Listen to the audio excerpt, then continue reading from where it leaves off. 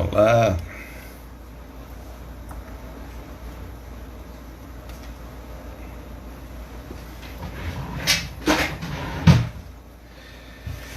Olá, olá, olá, olá.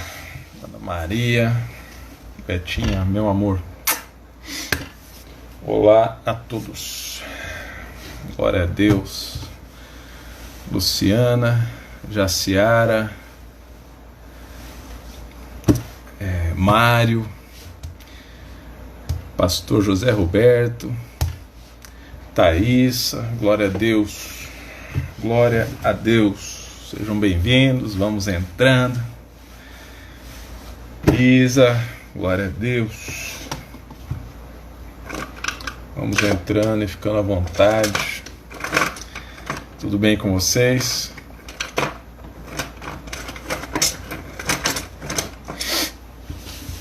Só de boa no dia de hoje? Foi bênção? Eu espero que sim, em nome de Jesus. Vamos esperar o pessoal entrar para a gente começar. Glória a Deus. Mais um momento de palavra do Senhor.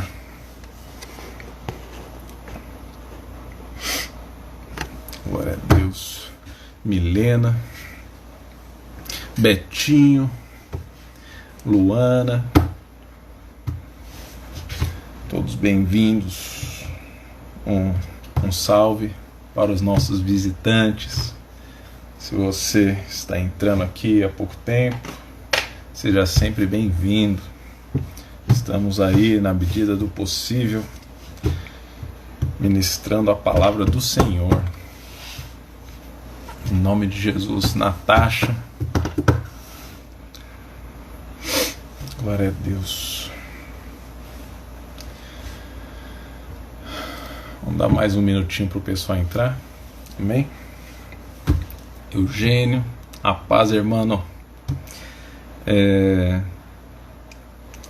Falei há um tempo atrás, sábado passado, sobre o dedo de Deus. O dedo de Deus. E quando eu estava estudando para aquela palavra, logo que eu encerrei, que eu fechei ali os últimos versículos, minhas últimas anotações, foi bem espiritual. Quando eu encerrei a palavra, eu falei, é isso que o Senhor quer falar? Logo, imediatamente, assim, ele deu uma palavra e um outro versículo. E é essa palavra e esse versículo que eu vou ministrar nessa noite. E o título é Olhos de Fogo. Olhos de fogo. Amém? Primeiro foi o dedo, agora são os olhos. E aos poucos ele vai se apresentando para nós através da sua anatomia, através do seu corpo celestial, em nome de Jesus, para que a gente conheça cada vez mais o nosso Deus, o Deus que adoramos, o Deus que servimos. Amém? Glória a Deus. Bia, olá, tudo bom? Tá, glória. Vamos orar para começar? Já entrou uma galera. E eu tenho bastante coisa para falar, anotei bastante versículos. Como sempre, não vai dar para passar tudo.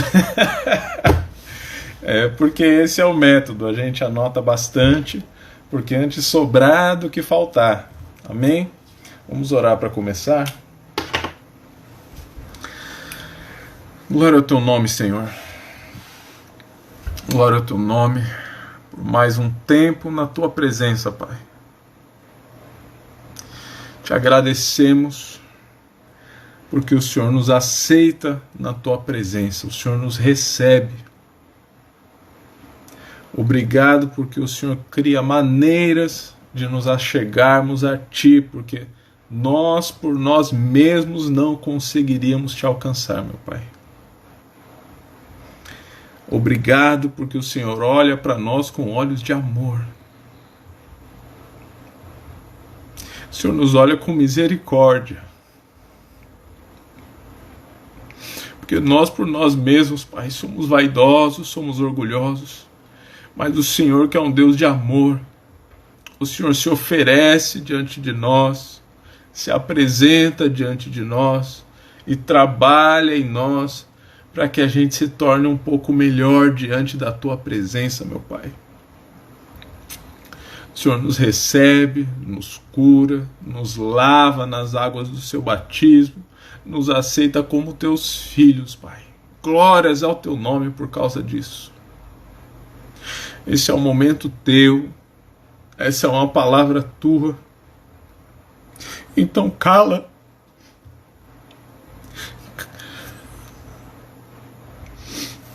o homem nesse momento, meu Pai. Fala através da boca e guia-nos pelas veredas da Tua justiça, em nome de Jesus. Que seja o Teu fogo a ser ministrado e espalhado através da vida dos meus irmãos, em nome de Jesus. Que eles recebam a Tua ministração, em nome de Jesus. Que haja fogo e glória nesse momento. Fogo e glória da Tua presença santa. Não somos dignos, mas o Senhor é bom. Glórias ao Teu nome por causa disso. Seja sobre nós nesse momento. Abre o nosso entendimento para que compreendamos a Tua palavra. A Tua palavra, não a nossa palavra. A Tua palavra que nos guia para a vida eterna. Esse é o nosso pedido nesse momento. Que esse seja um momento Seu e nós sejamos participantes da Sua presença sobrenatural. Em nome de Jesus. Amém.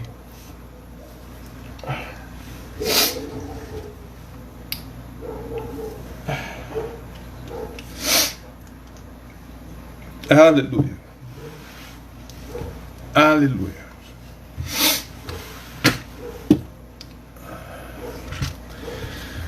Glória a Deus, meus irmãos. Glória ao nome do Senhor. Glória ao nome do Senhor. Olhos de fogo. Olhos de fogo é o tema de hoje.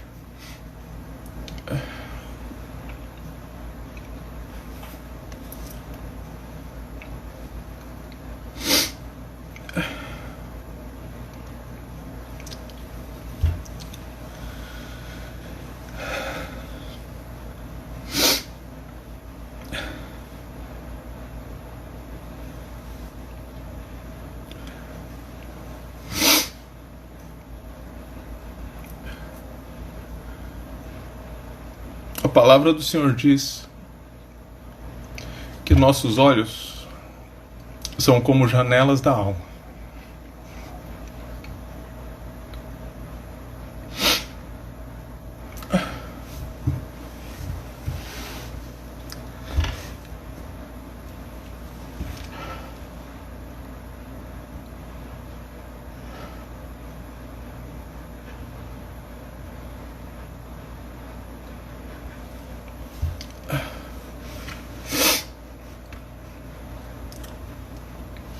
Abre em Mateus 5.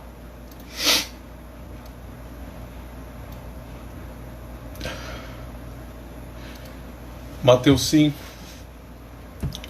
versículo 37.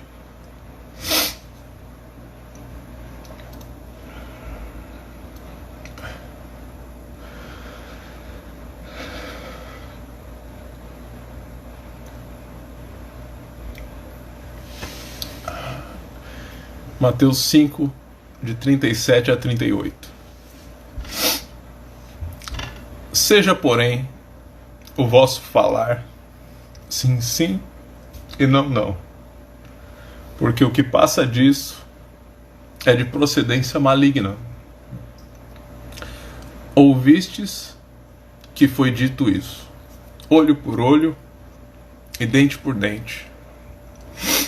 Virou até um ditado popular: os olhos são a janela da alma. Isso não é só um ditado, isso é É um fato. É um fato que faz parte da criação de Deus. Faz parte da nossa estrutura física e espiritual. A nossa composição interior, nossa alma, nosso espírito, não são visíveis aos olhos. Porque o nosso corpo de barro, esse corpo que os médicos tocam, onde aplicam injeções, todo o nosso organismo físico visível e palpável, ele cobre o que está em nós espiritualmente. Porém, nossos olhos, eles refletem o que há dentro. Eles refletem o que há no nosso espírito. Eles refletem a condição da nossa alma. Amém? Os olhos são a janela da alma. Se você for estudar linguagem corporal, microexpressões, você vai ver que todos os especialistas que estudam essa área, eles têm uma especialidade nos olhos, de interpretar os olhos. Se você for ver até esses filmes, eles sempre têm aquela máquina de detector de mentira, e eles colocam um aparelho, uma lupa no seu olho, para observar as mudanças que tem nos seus olhos enquanto você fala. Porque a partir das alterações dos seus olhos, da sua retina, do seu globo ocular, se você levanta para cima, para baixo, para a direita, se ela se expande, se ela diminui, a menina dos seus olhos, cada modificação é um reflexo do que está acontecendo dentro de você. Seus olhos estão conectados diretamente com a sua vida espiritual. Amém? Abre em Mateus 6. Explicando o versículo de Mateus 5, é por isso que ele fala olho por olho. O que ele está querendo dizer é que os seus olhos espirituais, certo? Que a sua vida interior seja refletida na sua vida exterior. Que seja o seu dizer sim, sim e não, não. Ou seja, o que eu afirmar com meu espírito, as minhas atitudes comprovem isso. E o que eu negar com a minha vida espiritual, o que eu falo, não, Rubens, isso não é para você, que o meu corpo não consuma. Que eu diga não fisicamente também. Não faça da sua vida um achômetro espiritual, não, eu acho que por aqui não vai bem, mas como eu estou sob pressão, eu vou ceder no meu corpo físico. Ele está falando, não entre em conflito de você com você mesmo. Seja o seu dizer sim, sim, ou não, não. Amém? Mateus 6.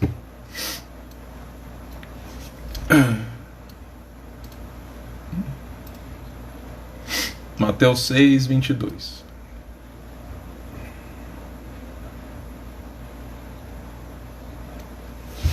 Mateus 6, versículo 22. A candeia do corpo. Candeia é aquele potinho com a vela, certo? Numa época sem eletricidade, eles usavam a candeia como lâmpada para iluminar os ambientes. A candeia do corpo são os olhos, de sorte que, se os seus olhos forem bons, todo o seu corpo será luz. Amém? Ele está dizendo que, se os seus olhos estão iluminados, significa que dentro de você tudo é luz, porque os seus olhos estão refletindo o que há dentro. Então, se dentro de mim há luz, há bondade, meus olhos serão bons, Meus olhos serão iluminados, porque eles são a candeia, a lâmpada, a chama do meu corpo. São o reflexo do que há dentro de mim. Amém? Tanto é que em algumas mensagens atrás eu falei bastante das ciladas e das pegadinhas do inimigo. E por onde que mais ele usa para tentar você e para me tentar? Pelos nossos olhos. Como é que ele começou a tentar Eva? Vendo a maçã, olha como é gostosa.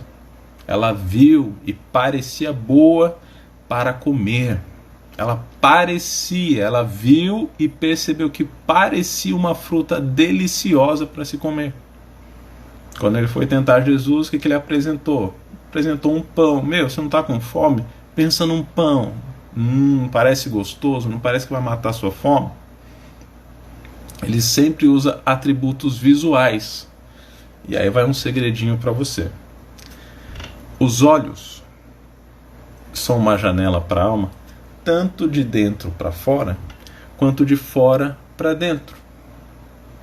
Se eu vejo algo que me contamina, todo o meu corpo se contamina. Se por dentro eu estou bem, meu olho está iluminado. Mas se eu busco coisas ruins e observo e caço, da mesma forma eu me contamino por dentro. Então, se eu busco olhar coisas de bênção, eu acabo abençoando minha vida interior. Então, os olhos são um processo tanto de dentro para fora, quanto de fora para dentro. Amém? A gente é contaminado pelos olhos, como também a gente pode ser purificado pelos olhos. Amém?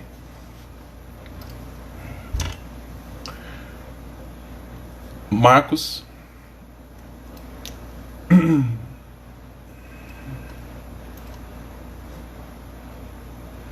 Marcos 9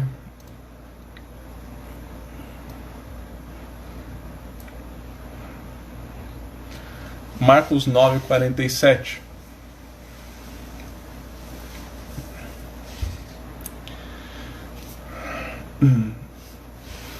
E se o teu olho te escandalizar, lança-o fora. Olha que forte isso.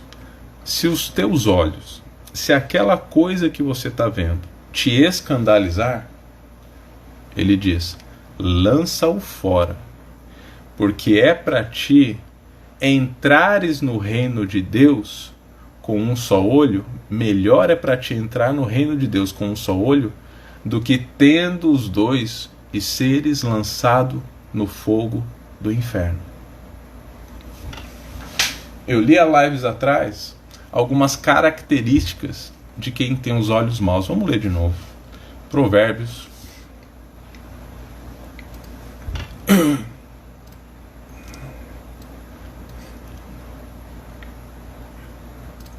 Provérbios 12, a partir do 14.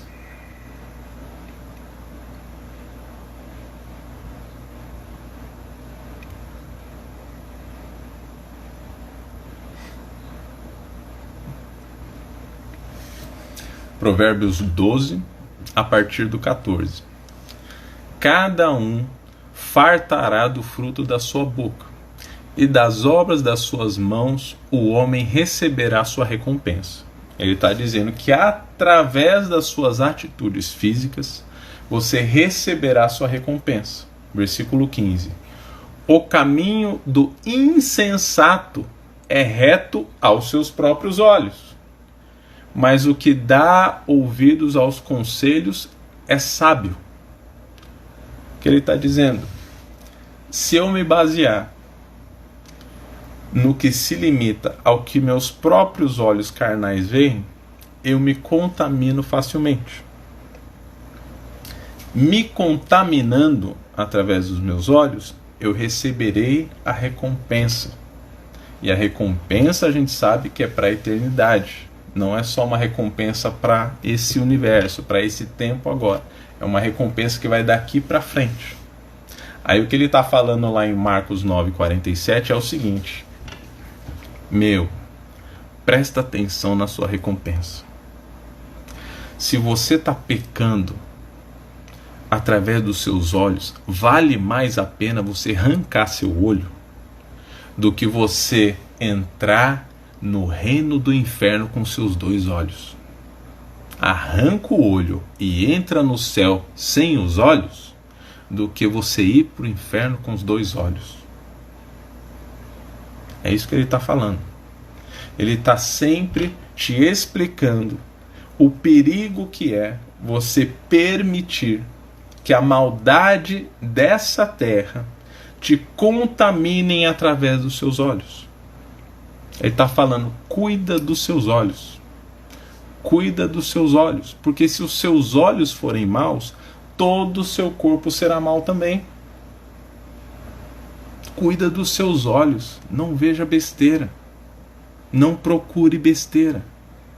Santifique os seus olhos, porque isso é o caminho entre o corpo e a alma, entre o físico e o espiritual. É como se fosse o metrô, é como se fosse o ônibus. Se você está indo para trabalhar, por mais que você tenha saído bem de casa, isso acontecia muito comigo em São Paulo.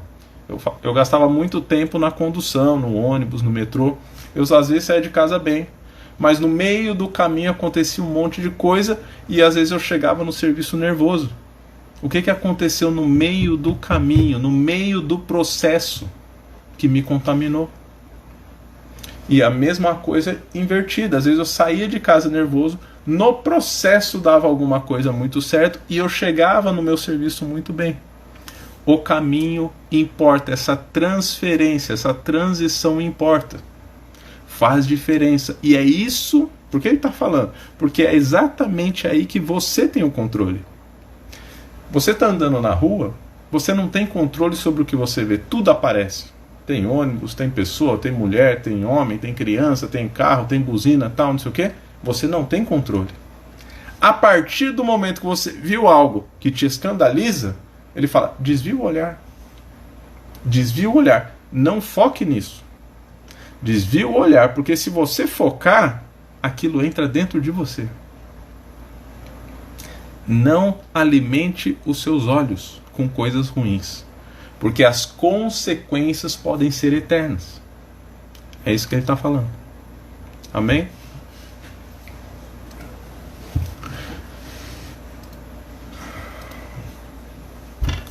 É claro que a gente está falando de coisa pesada, meu irmão. A gente está falando aqui de inferno. A gente está falando de fogo. E não tem um ser no universo que não tenha medo do inferno. Amém? Ninguém quer ir para o inferno. Ninguém quer ir para lago de fogo. Ninguém quer ficar ouvindo, ei, você vai pecar, você vai para o inferno, hein? Ei, não sei o que, você está fazendo isso, vai para o inferno. É horrível. É uma cena horrível. É uma expectativa horrível. Por mais que o cara se diga ateu, só você falar, então, sabe que você vai para o inferno, né? O cara nem entra nesse assunto. Eu sou ateu, mas falar do inferno eu já acho pesado. Entendeu? Porque é um negócio, é uma ideia tão ruim, tão execrante. Tira de lado, tira desse assunto. Não vamos falar disso, porque não tem algo bom que se possa tirar de lá. É um fim sem chance de resolução. É um fim em si mesmo. Vamos abrir Apocalipse 20, versículo 14.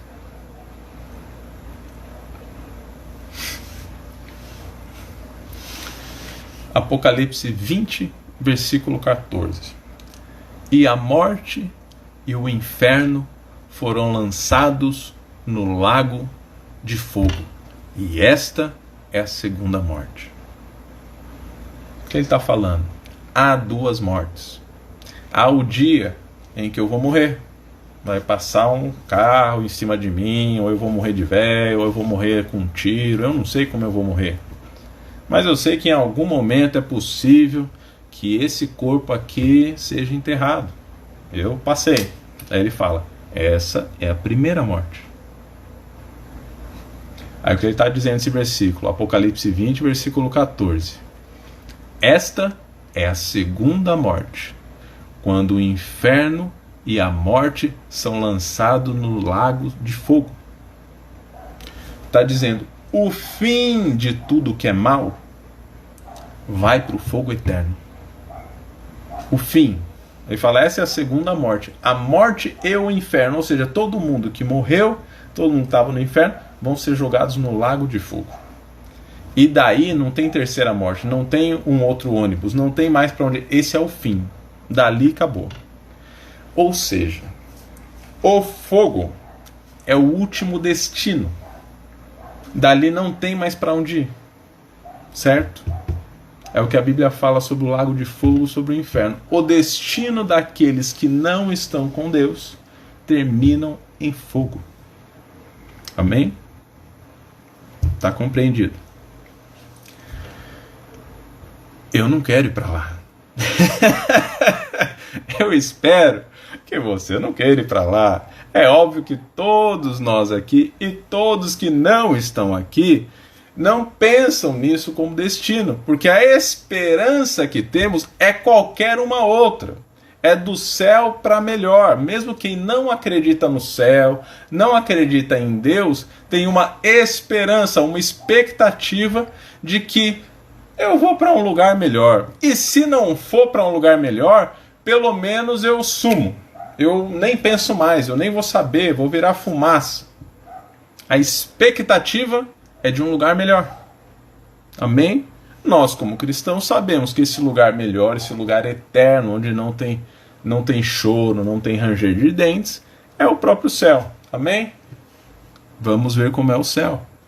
Porque se no lago de fogo é muito fogo eterno e é muito ruim, vamos ver como é o céu.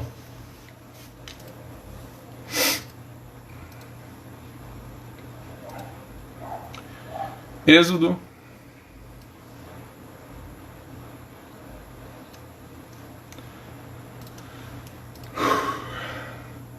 40:38. Êxodo 40:38. Deus o livre, né, Augusto? Êxodo 40, versículo 38. Porquanto a nuvem do Senhor estava de dia sobre o tabernáculo, e o fogo estava de noite sobre ele, perante os olhos de toda a casa de Israel, em todas as suas jornadas. O que ele está falando aí? Quando o povo de Deus estava no deserto, Deus falou assim, eu quero habitar no meio do meu povo. Certo? Eu tirei vocês do Egito, vocês estão andando no deserto, eu não quero ficar com o meu povo na terra no deserto, e eu aqui no meu trono, eu quero habitar no meio do meu povo, vocês são minha família, vocês são meus filhos, eu quero habitar no meio de vocês. Aí ele fala, se você pegar o Êxodo lá, você vai ver a construção do tabernáculo, a construção da tenda do Senhor. Era um tabernáculo que era numa tenda. Por que era numa tenda? Porque como eles estavam em movimento, eles estavam numa jornada pelo deserto, quando eles tinham que caminhar, eles desamarravam a barraca, juntavam tudo, e na Bíblia tem até o procedimento, como que era o desamarrar, como que iam carregando as coisas. Quando eles paravam em algum lugar, eles armavam a tenda de novo, e o santuário do Senhor sempre estava no meio do povo, para que o próprio Deus se manifestasse lá dentro. Amém? Deus sempre habita no meio do seu povo. Onde estiver uma pessoa e outra pessoa buscando o nome do Senhor, a Bíblia diz, Ele estará no meio deles. E isso é a igreja. É isso que estamos fazendo agora. Eu estou aqui, você está aí, e entre nós está o próprio Deus se manifestando, nos unindo espiritualmente. Amém? Como ele fala que é a presença dele? O fogo estava de noite sobre a tenda. Isso aparecia perante os olhos de toda a casa de Israel em todas as suas jornadas. Vamos ler outro texto. 2 Reis.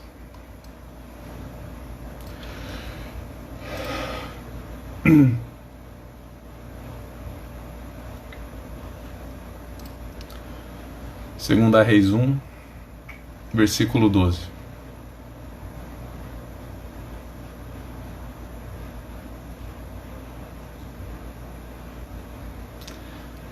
Primeira Reis 1, versículo 14.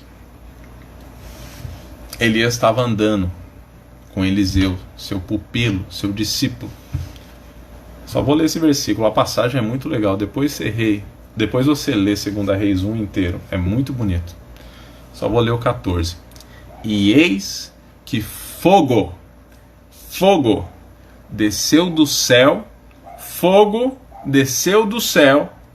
e consumiu aqueles 2 capitães de 50, com os seus 50, porém agora seja preciosa aos teus olhos a minha vida.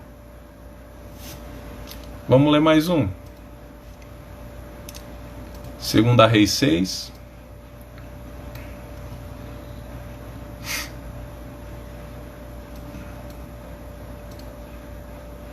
Versículo 17. 2 Reis 6, versículo 17. E orou Eliseu e disse: Senhor, peço-te que lhe abra os olhos para que veja. Eliseu estava dormindo na sua barraca. Eu vou contextualizar essa oração dele. Ele estava dormindo na barraca com seu pupilo. Eliseu tinha sido pupilo de Elias. Elias ascendeu ao céu numa carruagem de fogo. Eliseu ficou. Assumiu o posto de profeta que era Elias. A Bíblia fala que ele ainda foi duplamente poderoso.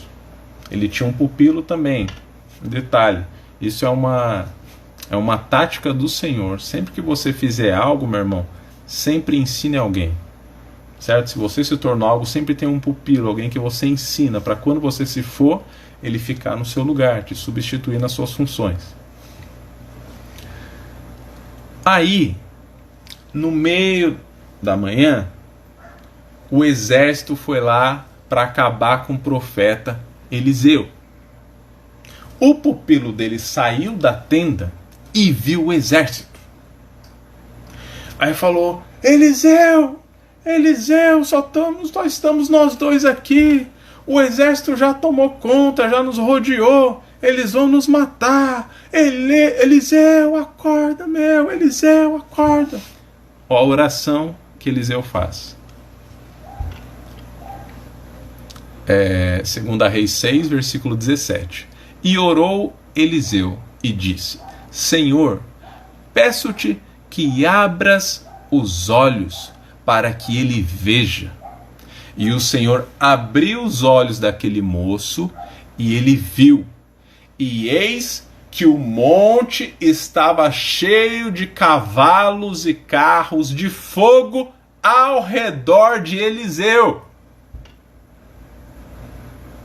Eliseu já tinha os olhos abertos. Ele já via espiritualmente. Ele acordou tranquilo. Quando ele viu a carruagem dos exércitos inimigos, ele ficou tranquilo porque ele já via o exército de fogo espiritual do céu que estava a favor dele, o protegendo. A Bíblia fala que o rodeava. Ao redor de Eliseu havia um exército do céu pegando fogo. Aí a oração de Eliseu é o seguinte: mostra para o moleque também, para que ele veja o exército que está do nosso lado e perceba que o nosso exército de fogo do céu é muito mais poderoso que esse exército dos homens. Amém? Como você vai ficar com medo com o exército de fogo a seu favor? Aí eu te pergunto, do que é feito o céu? Quando o povo vai entrar atravessar o Mar Vermelho, Deus abre o Mar Vermelho e o povo precisa atravessar, os egípcios estão atrás deles. A Bíblia fala que Deus soltou uma tocha de fogo que veio do céu que separou o povo hebreu do povo egípcio, para que desse tempo para que o povo hebreu atravessasse o Mar Vermelho, enquanto o fogo, aquela coluna de fogo, segurasse o povo egípcio para trás. Depois que todo mundo, todo o povo de Deus, todos os seus filhos atravessaram o mar, aí a tocha de fogo desapareceu. O povo egípcio tentou passar também e Deus fechou as águas. Amém? Todas as referências que vêm do céu vêm acompanhadas de fogo. A Bíblia fala que quando Deus proibiu as pessoas de entrarem no jardim do Éden, Adão e Eva pecaram. Ele falou, expulsa eles, colocou o querubim guardião. Se você prestar atenção nos textos bíblicos, você vai ver que todo querubim vem em dupla. Às vezes fala um querubim, mas quer dizer dois, porque eles vêm em dupla. Às vezes fala dois querubins, mas eles sempre andam em dupla. Então ficou basicamente dois ali querubins na porta do jardim do Éden. E ele falou que uma espada de fogo rodeava o jardim, para que ninguém mais entrasse e contaminasse aquele lugar. Todas as referências do céu são de fogo. Vem a coluna de fogo, vem o exército de fogo, vem a espada de fogo, e vem cavalo de fogo, e vem Jesus todo flamejante. No céu também tem fogo. Como é que eu posso estar com medo do fogo do inferno, se no céu também tem fogo? Por que que no inferno tem fogo? Por que que no céu tem fogo? Apocalipse 1, versículo 14.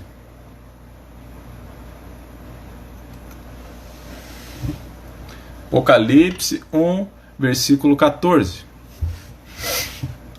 E a sua cabeça e cabelos eram brancos como a lã branca, como a neve, mas os seus olhos eram chamas de fogo.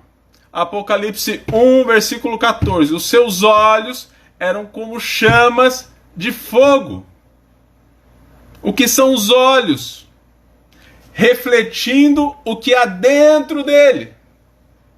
Se os olhos estão pegando fogo, o que há dentro dele? Hebreus 12,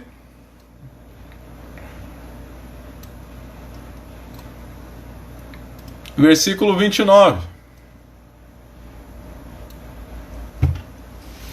Porque o nosso Deus é um fogo consumidor.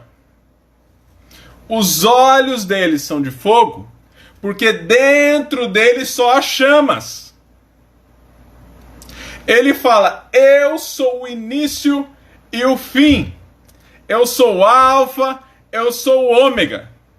Eu sou o fogo consumidor. Tudo que eu criei começou pelo fogo. Todo o fim terminará em fogo.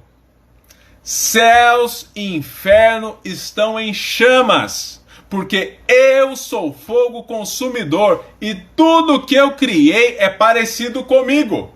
É parte da minha essência, tem a minha matéria-prima. Se a minha matéria-prima é fogo, se o que há em mim é fogo, se os meus olhos refletem fogo, tudo que eu criar estará em chamas.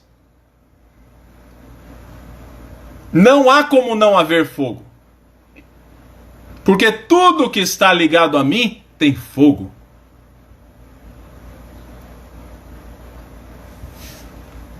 Se o céu tem fogo, se o inferno tem fogo,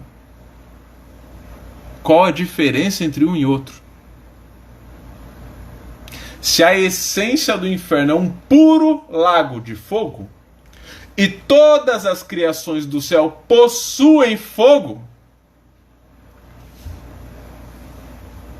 O que torna tenebroso esse lugar?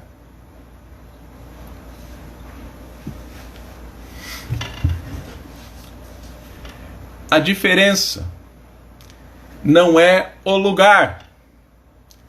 Presta atenção, meu irmão. Presta atenção que esse é o motivo dessa palavra de Deus. A diferença não é o lugar. A diferença sou eu e é você. O processo de vida que Deus tem para mim nessa terra é me tornar como Ele. A Bíblia diz que Ele quer me moldar. E Ele vai trabalhando em mim. Até que cada dia mais eu me pareça com Ele. A Bíblia fala que Ele nos prova pelo fogo. É por isso que nesse mundo há tribulações. E Tiago fala que a tribulação vem para te aperfeiçoar. Ou seja, há um momento em que eu me torno perfeito. E esse momento é quando eu me pareço com o Senhor, meu Deus. Quando eu me torno a exata imagem e semelhança dele. E se ele é fogo, eu também serei fogo. E se eu sou fogo, o fogo não pode me consumir. A diferença entre o céu e o inferno é porque aqueles que estão no inferno não resistiram ao fogo do Senhor. Aqueles que foram para o céu é porque passaram pelo fogo e o fogo não os consumiu, porque eles já faziam parte desse fogo. O próprio Deus já estava dentro deles. A chama do Senhor queimando dentro deles os fazia idênticos ao Senhor e o fogo não os consumia, porque eles eram o próprio fogo. Se eu não aguento o fogo de Deus nessa terra, é por isso que no inferno eu ficarei em tribulação eterna. O fogo é a presença de Deus. Os olhos dele de fogo refletem a sua essência. Não há como fugir de Deus. Ele criou tudo e no fim tudo será ele. Se eu não consigo me conectar com ele aqui, eu não vou me conectar na eternidade e será uma eterna tribulação. Agora, se nesse momento eu faço parte da sua vida e permito que ele me consuma, esse fogo fará parte de mim e o céu e o fogo de lá farão parte da minha vida. Eu estarei em casa.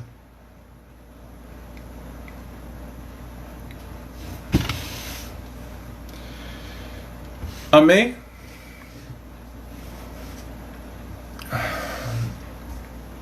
Eu quero ler um texto.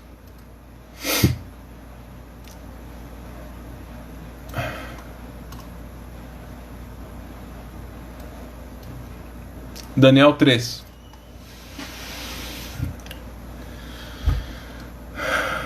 São 3 escravos aqui. São 3 escravos. Foram capturados. Filhos de Deus. Filhos de Deus. Caras honestos. Caras tementes ao Senhor.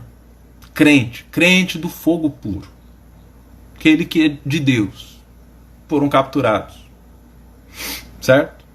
Estão vivendo como escravos de um reino inimigo. Vou ler Daniel 3. O rei Nabucodonosor fez uma estátua de ouro, cuja altura era de 60 côvados e a sua largura de 6 côvados, levantou num campo de Dura, na província da Babilônia. Nabucodonosor, rei da Babilônia, fez uma estátua de ouro.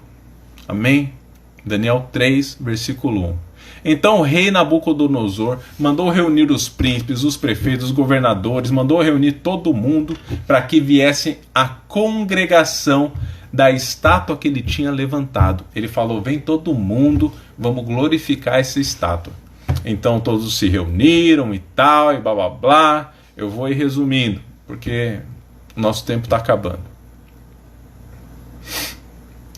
Versículo 4, Daniel 3, versículo 4. E o arauto apregoava em alta voz: ordena-se a vós, ó povos, nações e línguas, quando ouvirem o som da buzina, da flauta, da harpa, da sambuca, do saltério, da gaita de foles, quando tocar a música, vocês vão se prostrar e adorar a estátua de ouro que Nabucodonosor levantou.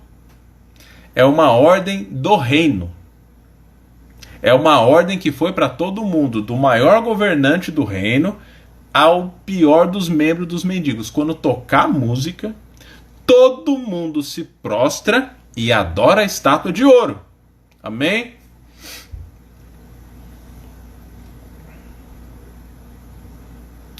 Portanto, no mesmo instante em que todos os povos ouviram o som da buzina, blá, blá, blá, adoraram a estátua que tinha levantado. Por isso, no mesmo instante, chegaram perto alguns caldeus e acusaram os judeus, os 3 crentes.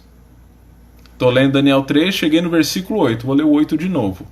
Por isso, no mesmo instante, chegaram perto alguns caldeus e acusaram os judeus. Os 3 crentes de Deus foram acusados e responderam, dizendo a Nabucodonosor: ó rei, vive eternamente, tu rei, fizeste um decreto pelo qual todo homem que ouvisse a música deveria se prostrar, certo?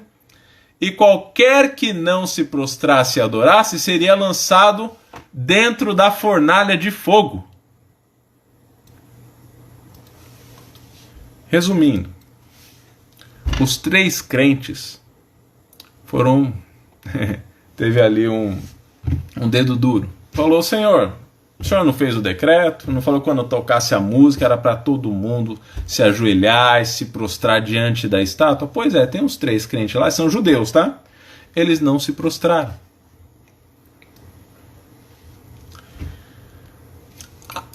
Daniel 3, versículo 15. Agora, pois, se estáis prontos, quando ouvireis o som da trombeta, o rei mandou chamar os 3. Olha o que ele fez, ele mandou chamar os 3 e ele deu outra chance. Ele mandou tocar a música de novo. Ele falou assim: quando tocar a música, vocês, se não adorarem, vocês serão lançados na mesma hora dentro da fornalha de fogo ardente. E quem é o Deus que vos poderá livrar das minhas mãos? Que ele está falando: eu vou jogar vocês 3 no fogo se quando tocar a música vocês não adorarem a estátua que eu levantei. E se vocês não adorarem, eu vou tacar no fogo e eu quero ver que Deus de vocês que vai livrar dessa situação. Responderam Sadraque, Mesaque e Abednego. Daniel 3, versículo 16. Disseram ao rei Nabucodonosor: não necessitamos de te responder sobre esse negócio. Eis que o nosso Deus, a quem servimos, é que nos pode livrar. Ele nos livrará da fornalha de fogo ardente, ó rei. Perceba uma coisa nesse versículo. Apesar deles não adorarem a estátua, porque fazia parte dos mandamentos. Adorarás ao teu Deus acima de todas as coisas. Mandamento 2, não adorará outros deuses. Só o Senhor teu Deus. Não adorarás imagens de escultura. Eles estavam seguindo o protocolo de Deus. Mas faz parte do protocolo de Deus também você respeitar as autoridades. Lembra que eu falei de prioridade umas lives atrás? Quando eles terminaram de falar, eles não falaram: e você que se vira, a gente não vai te obedecer, não. Eles terminam o discurso dizendo: ó rei. Eles estão respeitando a autoridade do cara, porém há um limite. Rei, a gente só pode ir até aqui. A gente está aqui como escravo, a gente não é rebelde, a gente não está fazendo nada de errado. A única coisa que a gente está se negando a fazer até agora é adorar uma estátua, porque isso vai contra a adoração ao nosso Deus. Resumo da história. O rei fica doido. Aquece a fornalha trocentas vezes. Fala, eu fiquei tanta raiva desses negros aí, que eu vou tacar eles no fogo, mas eu quero que o fogo esteja pelando. A Bíblia diz, só seguir lendo Daniel 3 inteiro depois, que os caras que aqueciam a fornalha morreram só com o calor da fumaça. Os 3 foram lançados nesse lago de fogo. Isso foi fato, eles foram empurrados lá. Quando eles caíram lá dentro, eles não queimaram. Eles não queimaram. E a Bíblia diz que as pessoas que estavam olhando, inclusive o rei, viram um quarto homem lá dentro. Esses 3 caras saíram da fornalha ardente caminhando. Quando eles saíram de lá, esse rei se prostrou, se ajoelhou e falou: o Deus de vocês é o Deus verdadeiro. Minha pergunta: por que eles não queimaram? Porque o fogo que havia dentro deles era muito mais quente do que aquelas chamas. O fogo do Senhor que habitava dentro deles era muito mais sobrenatural do que aquele foguinho. Aquele quarto homem que apareceu lá era parte da família desses caras. E o Senhor, o nosso Deus, cuida dos seus. O que eles estão dizendo é o seguinte: você vai nos jogar na fornalha de fogo? Meu, você não está entendendo. A gente é crente, a gente adora o Deus do fogo. Como você vai nos ameaçar com fogo, sendo que o nosso Deus é todo feito de fogo? A gente se relaciona com Ele todos os dias.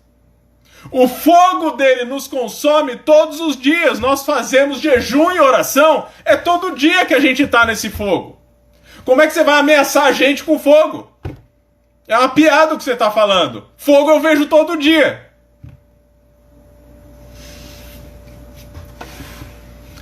Não há perigo do inferno para quem vive no fogo de Deus. Só há perigo para quem foge da presença dele, quem não resiste à presença dele. É esse que tem que ficar com medo. Você, meu irmão, você faz parte do fogo eterno. Não existe fogo que possa te consumir.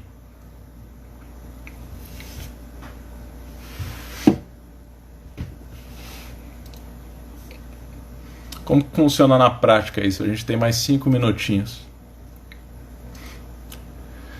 Salmo 29, versículo 7.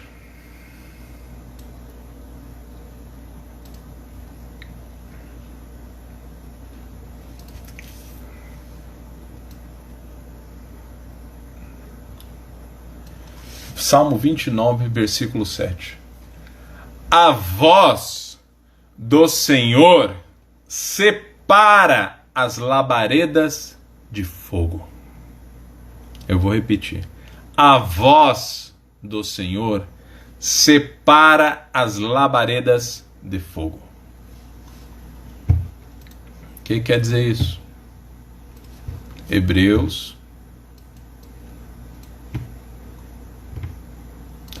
4, versículo 12. A voz de Deus separa as labaredas de fogo. Eu sou uma labareda, você é outra labareda. Hebreus 4, versículo 12. Porque a palavra de Deus é viva e eficaz, e mais penetrante que espada de 2 gumes, e penetra até a divisão da alma e do espírito, e das juntas e medulas, é apta para discernir pensamentos e intenções do coração. A minha palavra é como uma espada. Eu vou ferir você. Eu vou passar a minha voz para dentro de você. Eu vou manifestar a minha vontade. Eu vou falar. A partir do momento que eu falar, a sua ação determinará o seu destino. E ela separará o joio do trigo, as chamas do inferno, as chamas do céu. Porque a minha palavra alcança as intenções do coração e é aí que eu estou observando. As intenções do seu coração. Eu quero saber até onde você quer ser purificado. Até onde você quer a minha presença. Segundo a Crônica 7,14. Buscai a minha face. A minha face é de fogo. Busca esse fogo para que ele faça parte de você. Em nome de Jesus. Amém? Queria ler mais algumas coisas, mas não vai dar tempo. Vamos orar para encerrar.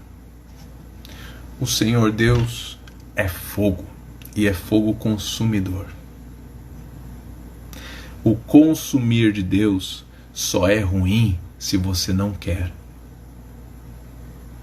Se você quer, é fogo e glória para a sua vida. Se você buscar com vontade, eu quero, é bênção para a tua vida. Amém? Saiba disso. A única diferença entre os que estão no céu e os que estão no inferno são aqueles que quiseram Deus e aqueles que não quiseram, porque tudo acaba em fogo. Ele é fogo, ele é o início, ele é o alfa, ele é fogo, ele é o fim, ele é o ômega. Não fuja do fogo de Deus. Em nome de Jesus.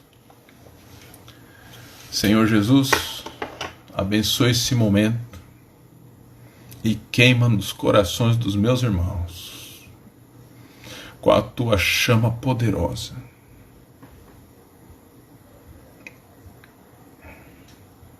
E que nós permaneçamos de pé ante a tua presença, como teus filhos, que a gente não fuja da sua presença, que nós comecemos prostrados ante os teus pés, e o Senhor nos purifique, o Senhor passe a sua vida pela nossa, e nos levantemos como filhos teus, de acordo com a sua imagem e semelhança iluminada, em nome de Jesus.